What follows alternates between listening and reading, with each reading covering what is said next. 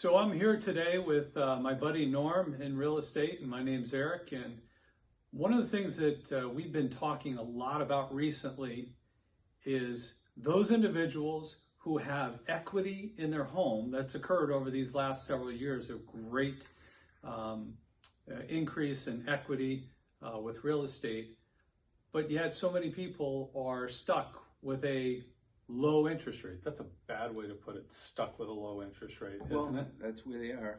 Yeah, they have a low interest rate. And the reality is there's many out there who would love to have a new place, but they're looking at that low interest rate and they just don't know what to do with it. So what do you do? What options do you have? What are the top three things that you could do if you have a low interest rate, but you'd like to get a new home and you're afraid of what you may end up with? So Have you ever thought of renting out that house, maybe? it's a great idea. You know, this has come up a lot recently. So let's say that you've got a low mortgage, a low interest rate. Okay, that means you have a low mortgage payment. One of the things that's really hot right now is rentals, right?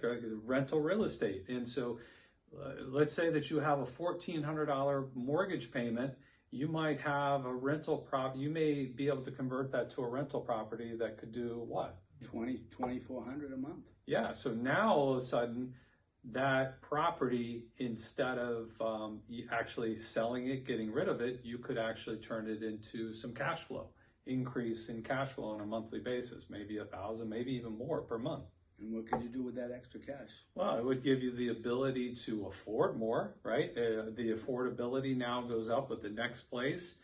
So even though you may have a higher interest rate on the new place that you're buying, it gives you the ability to make up that gap or that difference. How about the down payment?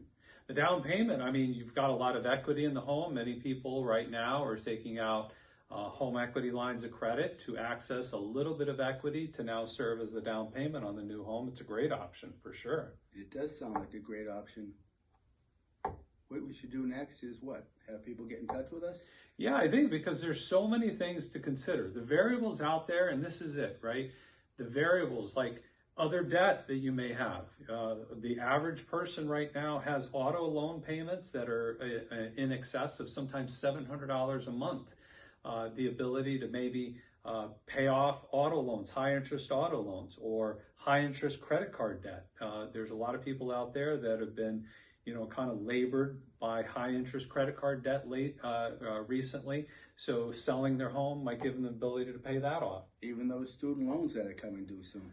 Right. How many of you have had student loans coming out of forbearance and deferment and things like that, and now you're saddled with this new student loan debt that's causing things to be a little bit more expensive than what you thought?